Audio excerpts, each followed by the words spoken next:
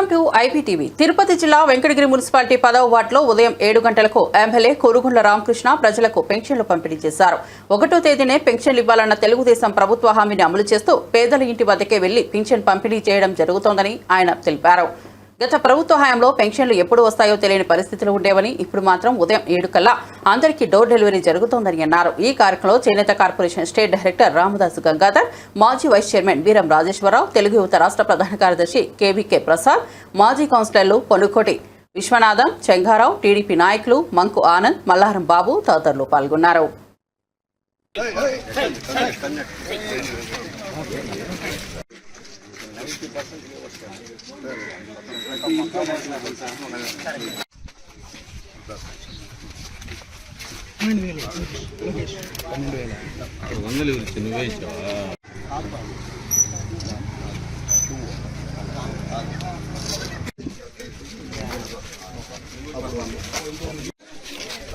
Mahesh south దగ్గర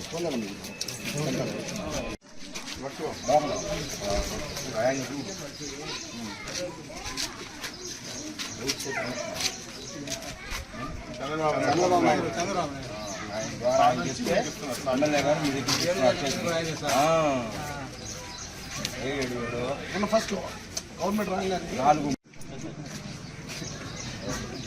हमारा party सामने ना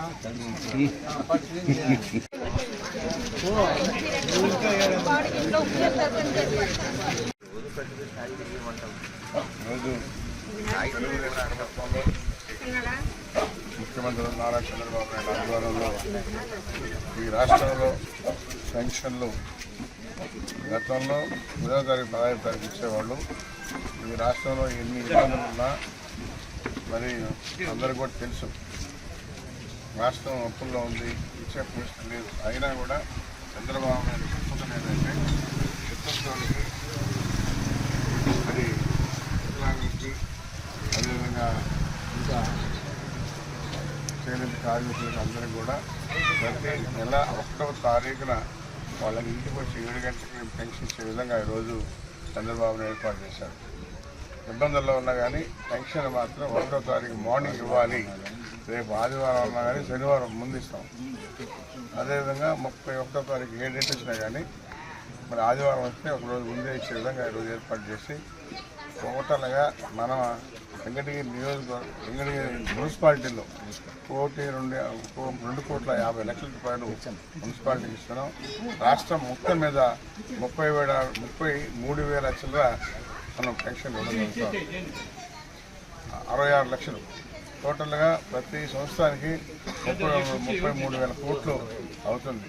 అయినా కూడా మన నాయకుడు ధైర్యంగా అది ఎక్కడ తెస్తున్నాడో తెలియదు కానీ పెన్షన్ మాత్రం 1వ తారీఖు ఇచ్చే విధంగా ఈరోజు ఏర్పాటు చేశాం. గత ప్రభుత్వంలో 15వ తారీఖు 20వ తారీఖు ఎప్పుడు ఇస్తారో తెలియదు, అంచెలంచెలుగా ఇచ్చేవాళ్ళు. దాన్ని అలా కాకుండా ప్రతి నెల 1వ తారీఖుని ఈరోజు మన ప్రభుత్వం ద్వారా పెన్షన్ ఇస్తామని చెప్పి తెలియజేస్తాం. మన మహానాయుడులో 6 సంవత్సరాలు రిలీజ్ చేశారు P4 అని చెప్పని. దానిలో కూడా అందరికీ సేవ చేసే విధంగా పేదవాళ్ళని ఏ విధంగా పైకి తీసుకురావాలనే ఆలోచనతో ఈరోజు మన ప్రభుత్వం అని చెప్పి తెలియజేస్తాం.